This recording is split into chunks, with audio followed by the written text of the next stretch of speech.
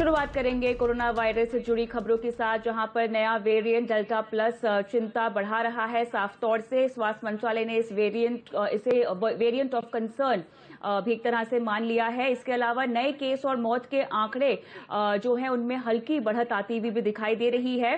पूरा अपडेट लेंगे हमारे सहयोगी विवेक गुप्ता मुंबई से, और दिल्ली से दीपाली नंदा हमारे साथ जुड़ गई हैं। विवेक, आपके पास आएंगे। सबसे पहले महाराष्ट्र में डेल्टा प्लस के सबसे ज्यादा केसेस सामने आते हुए दिखाई दे रहे हैं। विवेक, बताएं कैसे राज्य सरकार ने एक्शन प्लान बनाया है इसे हैंडल करने के लिए।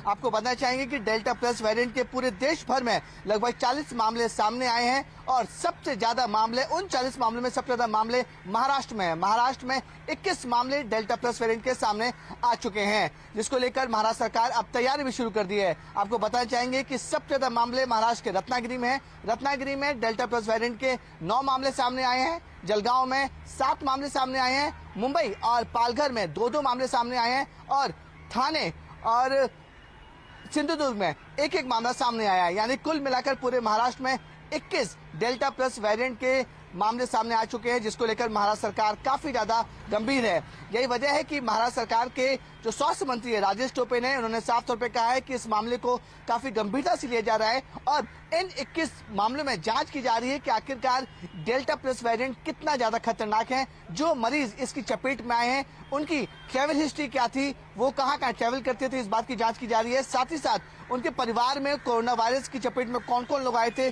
किस तरीके से कोरोना वायरस उनको, उनके परिवार और उनके चपेट में आए थे, इसकी पूरी जांच की जा रही है। साथ ही साथ महाराष्ट्र सरकार ये भी जांच कर रही है कि जिन लोगों को डेल्टा प्लस वेरिएंट के चपेट में आए हैं, क्या उन्होंने वैक्सीन ली थी या नहीं ली थी, क्या उन मरीजों को पहले भी कोरोना वायरस हुआ है या नहीं हुआ है, ये पूरी जांच की जा रही है। क्योंकि महाराष्ट्र सरकार का साफ तौर पे कहना है कि डेल्टा प्लस वेरिएंट काफी ज्यादा खतरनाक साबित हो सकता है। इसलिए इस मामले को काफी ज्यादा गंभीरता से लिया जा रहा है कि आखिरकार सबसे ज्यादा मामले पूरे देश भर में 40 में से 21 मामले सिर्फ और सिर्फ महाराष्ट्र में कैसे आए। तो यही महाराष्ट्र सरकार पूरी तरह तैयारी कर रही है और जांच कर रही है कि जो डेल्टा प्लस वेरिएंट है वो कहां से आया है, किस तरीके से महाराष्ट्र में पहुंचा है। लेकिन जिस तरीके से 21 मामले सामने आए हैं, उसके बाद महाराष्ट्र सरकार ने जितने भी महाराष्ट्र के 36 जिले हैं वहां पे साफ तौर पे आदेश जारी कर दिए हैं। सभी जिलों से 100 सैंपल कलेक्ट किए जाएंगे और उन सैंपलों में जांच की जाएगी कि आखिरकार उनमें से कितने मामले डेल्टा प्लस वेरिएंट के हैं। जो सैंपल्स लिए जा रहे हैं उन्हें बाकायदा जांच भी की जा रही है कि जो पुराना वेरिएंट था और जो नया वेरिएंट है उसमें क्या डिफरेंसेस हैं और ये जो नया डेल्टा प्लस वेरिएंट है वो कितना खतरनाक है। बिल्कुल, तो यहाँ पे पूरे एक्शन में दिखाई दे रही है राज्य सरकार। लेकिन दीपाली हमारे साथ जुड़ गई हैं। दीपाली, इसके अलावा ये बताएं कि कोविड मामलों को लेकर क्या है ताजा अपडेट। देखिए, अगर ओवरऑल नंबर की बात की जाए कि कितने लोग देश भर में संक्रमित हुए हैं अब तक, तो ये आंकड़ा 3 करोड़ के पार जा चुका है। हालांकि राहत की बात यह है कि जो रोजाना आ रहे मामले हैं वो थोड़े बहुत ऊपर नीचे होते हुए दिखाई दे रहे हैं।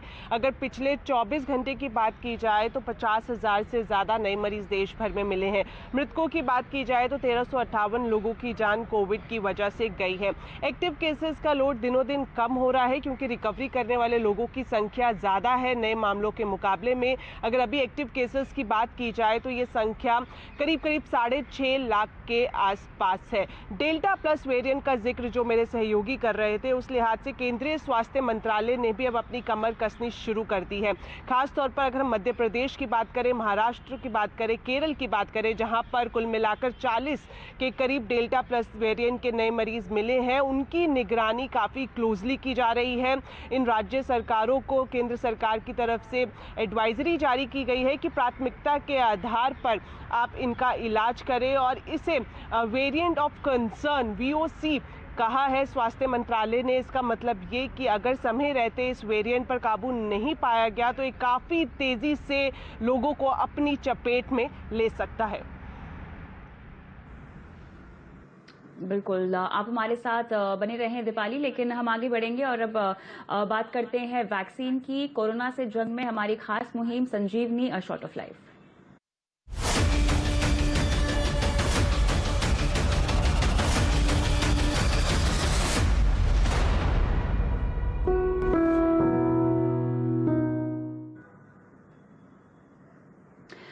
तो नई वैक्सीन नीति जब शुरू हुई थी तो हमने देखा उसके पहले दिन लगभग 86 लाख टीकों का रिकॉर्ड बना, लेकिन उसके बाद दूसरे दिन से हमने देखा कि संख्या में थोड़ी सी कमी आती हुई दिखाई दे रही है और ये गिरकर लगभग 54 लाख पर आ गई है। वैसे 54 लाख भी बड़ी ही संख्या है, लेकिन पूरा अपडेट लेंगे हमारी सहयोगी दीपाली नंदा से ही। तो दीपाली, ये बताएं कि यहाँ पे डेली डोज में थोड़ी सी गिरावट आती हुई दिखाई दे रही है, लेकिन इसके अलावा वैक्सीनेशन की रफ्तार कैसे चल रही है देश में, बताएं।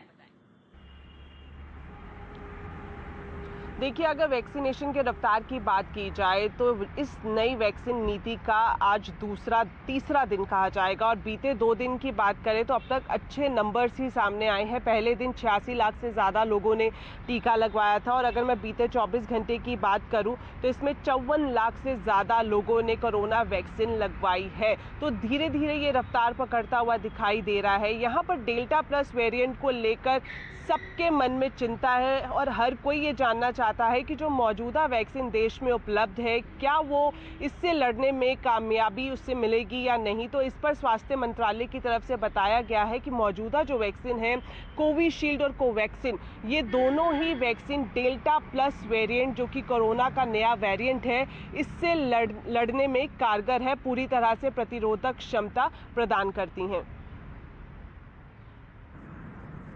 शुक्रिया दीपाली इस पूरे अपडेट के लिए। आगे बढ़ेंगे। मुसीबत इंसान को एक होने का सबक देती है, क्योंकि एक होकर मुसीबत का सामना ज्यादा अच्छे से किया जा सकता है और कोरोना जैसी महामारी से बचने का भी एक यही तरीका है। तभी तो सरकार भी कह रही है कोरोना से बचने का टीका है संजीवनी। आपने लगवाया क्या?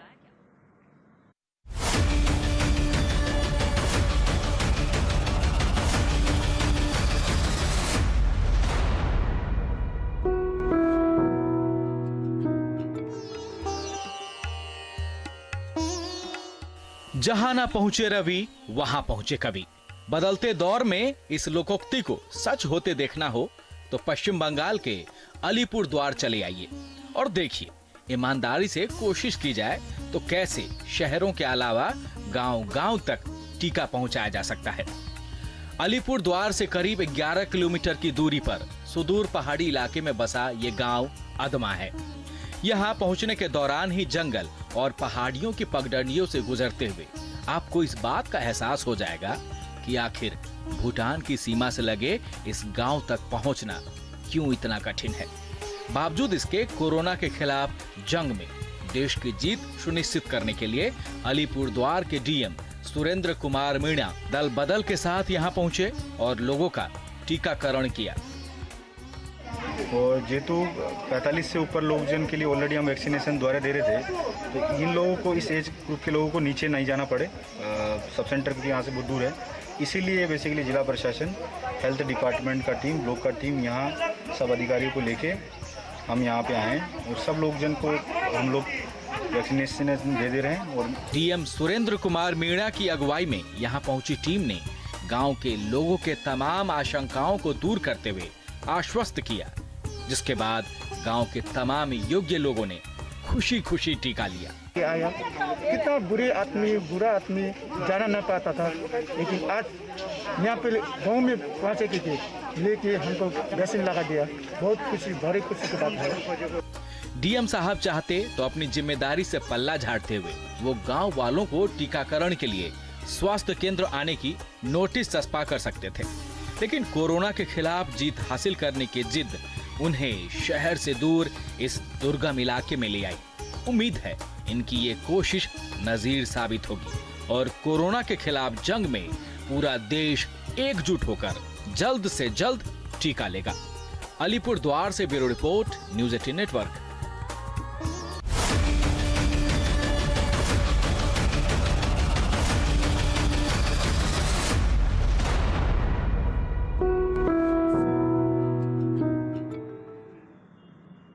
तो वैक्सीन जागरूकता को बढ़ावा देने के लिए नेटवर्क 18 और फेडरल बैंक की संजीवनी गाड़ी देश के कोरोना प्रभावित जिलों में पहुंच रही है। हमारी भी आपसे गुजारिश है कि आप इस मुहिम में हमारा सहयोग दें और यहां पर वैक्सीनेशन की अहमियत को लेकर जागरूकता बढ़ाएं। आइए आपको दिखाते हैं कि आज संजीवनी गाड़ी कहां-कहां पहुंची।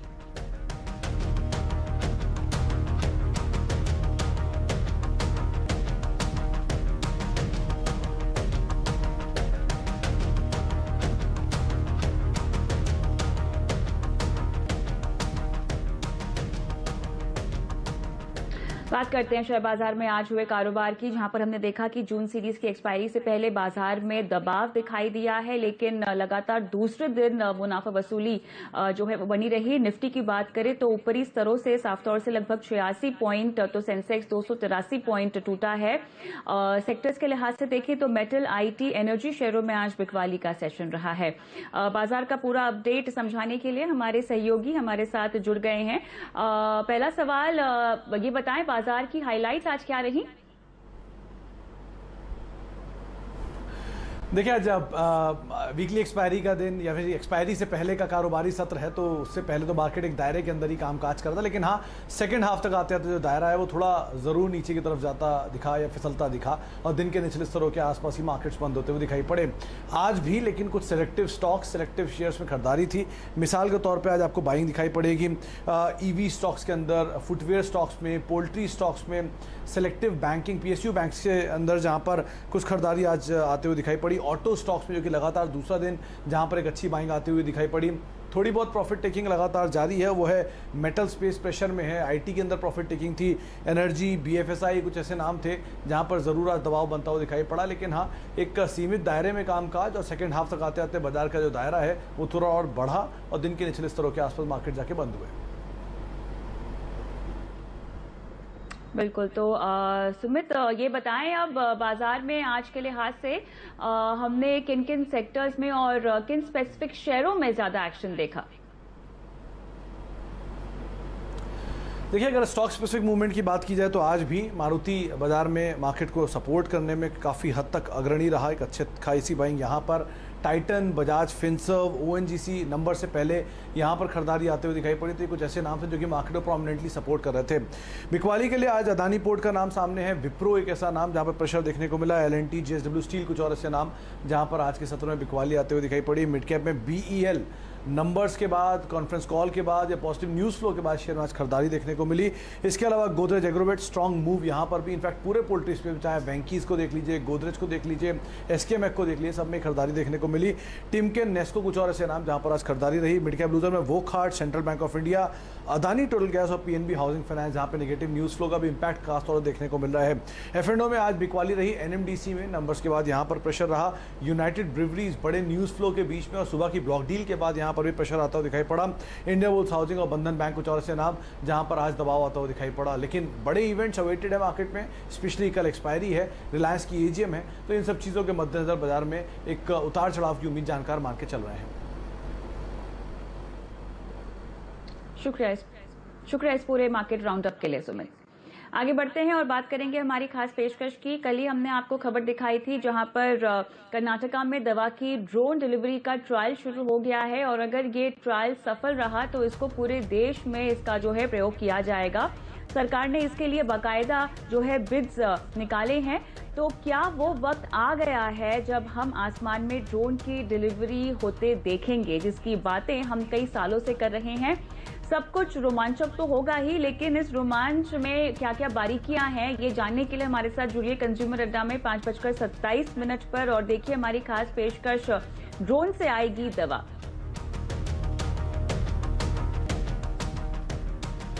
आगे बढ़ते हैं।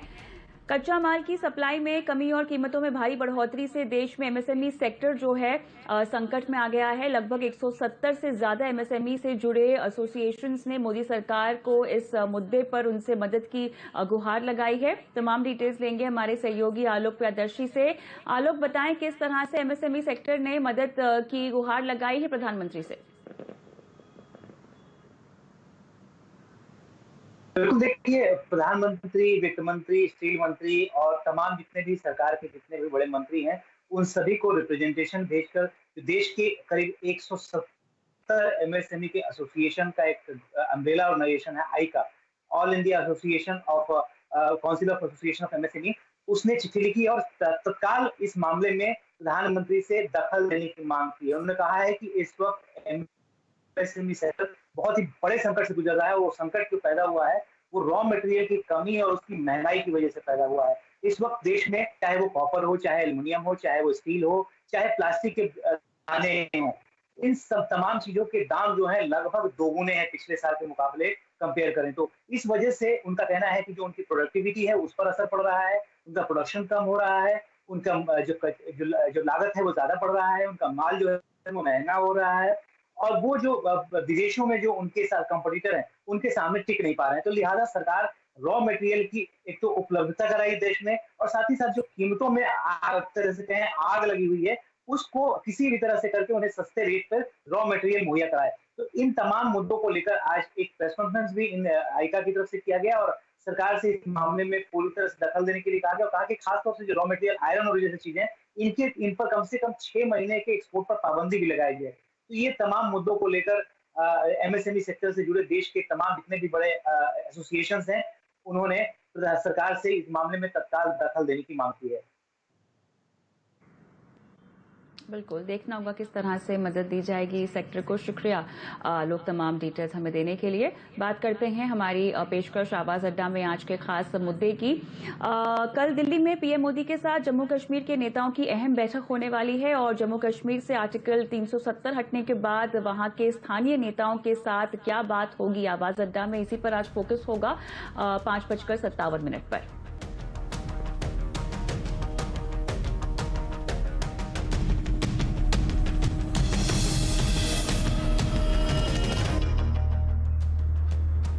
अभी अगर स्कूल खुले तो सिर्फ 20% माता पिता ही है जो अपने बच्चों को स्कूल भेजेंगे। ये बात सामने आई है लोकल सर्किल्स के ताज़ा सर्वे में, और इससे पहले जनवरी में जो सर्वे हुआ था उसमें लगभग 69% पेरेंट्स बच्चों को स्कूल भेजने के लिए तैयार थे, और कोरोना की तीसरी वेव में बच्चों को ज्यादा खतरा होने की आशंका और डेल्टा वेरिएंट के बारे में तमाम अलर्ट्स के बाद अभिभावकों की सोच बदली है। 39% पेरेंट्स कोरोना पूरी तरह खत्म होने का इंतजार करने की बात कर रहे हैं, और 37% वैक्सीन मिलने पर ही बच्चों को स्कूल भेजने की बात कर रहे हैं। लेकिन सर्वे का दूसरा बिंदु भी दिलचस्प है, और इसके मुताबिक अगर इस साल सितंबर तक बच्चों की वैक्सीन आ जाती है तो 65% पेरेंट्स तुरंत बच्चों को वैक्सीन लगवाने को तैयार हैं, लेकिन 21% लोग 2 से 3 महीने देखने के बाद ही टीका लगवाएंगे, और 8% लोग इस साल टीका नहीं लगवाना चाहते हैं। ये सर्वे जून के महीने में किया गया है।